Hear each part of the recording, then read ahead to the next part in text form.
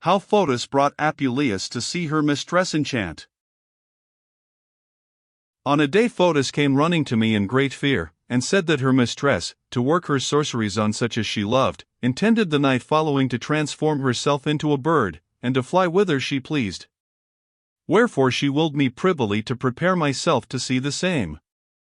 And when midnight came she led me softly into a high chamber, and bid me look thorough the chink of a door, where first I saw how she put off all her garments, and took out of a certain coffer sundry kins of boxes, of the which she opened one, and tempered the ointment therein with her fingers, and then rubbed her body therewith from the sole of the foot to the crown of the head, and when she had spoken privily with herself, having the candle in her hand, she shaked the parts of her body. And behold, I perceived a plume of feathers did burgen out, her nose waxed crooked and hard, her nails turned into claws, and so she became an owl. Then she cried and screeched like a bird of that kind, and willing to prove her force, moved herself from the ground by little and little, till at last she flew quite away. Thus by her sorcery she transformed her body into what shape she would.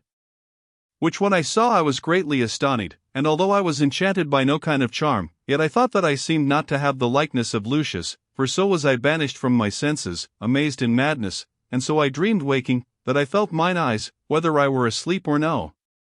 But when I was come again to myself, I took Fotis by the hand, and moved it to my face and said, I pray thee while occasion doth serve, that I may have the fruition of the fruits of my desire, and grant me some of this ointment. O Fotis, I pray thee by thy sweet paps, to make that in the great flames of my love I may be turned into a bird, so I will ever hereafter be bound unto you, and obedient to your commandment. Then said Fotis, will you go about to deceive me now, and enforce me to work my own sorrow? Are you in the mind that you will not tarry in Thessaly? If you be a bird, where shall I seek you, and when shall I see you? Then answered I, God forbid that I should commit such a crime, for though I could fly in the air as an eagle, or though I were the messenger of Jupiter, yet would I have recourse to nest with thee, and I swear by the knot of thy amiable hair, that since the time I first loved thee, I never fancied any other person. Moreover, this cometh to my mind, that if by the virtue of the ointment I shall become an owl, I will take heed I will come nigh no man's house, for I am not to learn how these matrons would handle their lovers, if they knew that they were transformed into owls. Moreover, when they are taken in any place they are nay led upon posts, and so they are worthily rewarded, because it is thought that they bring evil fortune to the house. But I pray you, which I had almost forgotten, to tell me by what means when I am an owl, I shall return to my pristine shape, and become Lucius again.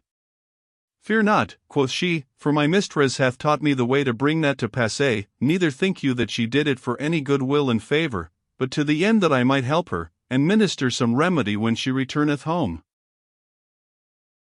Consider, I pray you, with yourself, with what frivolous trifles so marvelous a thing is wrought, for by Hercules I swear I give her nothing else save a little dill and laurel leaves, in well water, the which she drinketh and washeth herself withal. Which when she had spoken she went into the chamber and took a box out of the coffer, which I first kissed and embraced, and prayed that I might have good success in my purpose. And then I put off all my garments, and greedily thrust my hand into the box, and took out a good deal of ointment and rubbed myself withal.